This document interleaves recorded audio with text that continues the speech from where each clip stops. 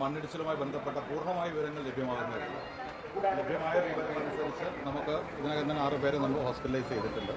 നമ്മുടെ ഒരു force NDRF force വയനാടുള്ള force ഏതാണ്ട് അവിടെ എത്തിച്ചേർന്നിട്ടുണ്ട്. കോഴിക്കോട് നിന്ന് മറ്റൊരു ഫോഴ്സ് നമ്മൾ അങ്ങോട്ട് അയച്ചിട്ടുണ്ട്. പോലീസും ഫയർഫോഴ്സും മുഴുവൻ അവിടെ എത്തിയിട്ടുണ്ട്. നമ്മൾ ഫസ്റ്റ് പ്രയോറിറ്റി മണ്ണ് നീക്കം ചെയ്ത് മണ്ണിനകത്ത് ആരെങ്കിലും അകപ്പെട്ടിട്ടുണ്ടെങ്കിൽ അവരെ സേവ് ചെയ്യുക, രക്ഷപ്പെടുത്താനുള്ള സുരക്ഷാ വർക്കുകളാണ് ആരംഭിച്ചിട്ടുള്ളത്. ഇത് മണ്ണ് വർക്ക് ചെയ്തുകൊണ്ടിരുന്ന മണ്ണ് കൂട്ടിയിട്ടതാണ്. ഞങ്ങളിതുമായി ബന്ധപ്പെട്ട് വർക്ക് നിർത്തിവെക്കണം എന്ന് ആവശ്യപ്പെട്ടിരുന്നു. കാലാവസ്ഥയുമായി ബന്ധപ്പെട്ട് വർക്ക് തൽക്കാലം മുന്നോട്ട് കൊണ്ടുപോകരുത് എന്ന് ആവശ്യപ്പെട്ടിരുന്നു. അതിൻ്റെ അടിസ്ഥാനത്തിൽ തൊഴിലാളികൾ കൂടുതലുണ്ടായിരുന്നില്ല, വർക്ക് നടക്കുന്നുണ്ടായിരുന്നു. അതുകൊണ്ട് തന്നെ അപകടം തൊഴിലാളികൾ ആ സമയത്തില്ല. പക്ഷേ ഇതുമായി ബന്ധപ്പെട്ട് ഇതിനകത്ത് വന്നിട്ടുള്ള ഈ 6 പേർ അഡ്മിറ്റ് ചെയ്ത ആളുകൾ ഉൾപ്പെടെ ആരൊക്കെയാണ് എന്തൊക്കെയാണ് എന്നുള്ള വിവരങ്ങൾ ലഭ്യമാകുന്നതേ ഉള്ളൂ. അപ്പോൾ മറ്റ് കാര്യങ്ങളൊക്കെ ജില്ലാ കളക്ടർ അവിടെ എത്തിയിട്ട് മറ്റു കാര്യങ്ങളെല്ലാം നടന്നുകൊണ്ടിരിക്കുന്നുണ്ട്. അല്പസമയത്തിനകം തന്നെ നമുക്ക് അതുമായി ബന്ധപ്പെട്ട ഒഫീഷ്യലായിട്ടുള്ള കാര്യങ്ങൾ തന്നെ പറയാൻ കഴിയും.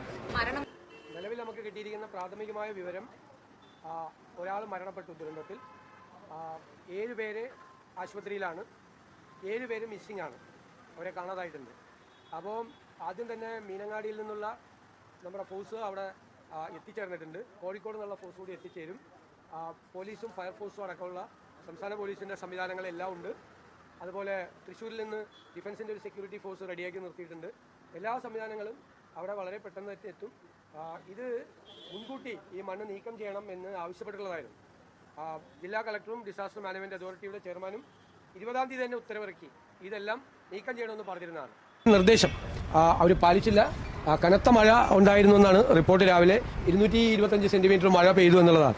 ഇപ്പോഴും മഴയുണ്ട്, വലിയ മഴയല്ലെങ്കിലും രക്ഷാപ്രവർത്തനത്തിന് പ്രയാസം ഉണ്ടാക്കുന്ന തരത്തിലുള്ള മഴയുണ്ട്.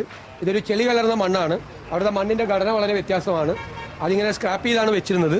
അത് നിലനിൽക്കുന്നതല്ല എന്ന് ഡിസാസ്റ്റർ മാനേജ്മെൻറ്റ് അതോറിറ്റി അവിടെ പോയി തന്നെ കണ്ടു പരിശോധിച്ച് ബന്ധപ്പെട്ടവർക്ക് അവിടെ ആവശ്യപ്പെട്ടിരുന്നതാണ്. ഇത് കരാറുകാരാണ് അത് നീക്കം ചെയ്യാറുള്ളത്. എന്തായാലും വളരെ ദൗർഭാഗ്യകരമായ ദുരന്തമാണ്. ദുരന്തത്തിൽപ്പെട്ടവരെ രക്ഷപ്പെടുത്താൻ വേണ്ടിയിട്ടുള്ള ശ്രമങ്ങൾ നടത്തിക്കൊണ്ടിരിക്കുക.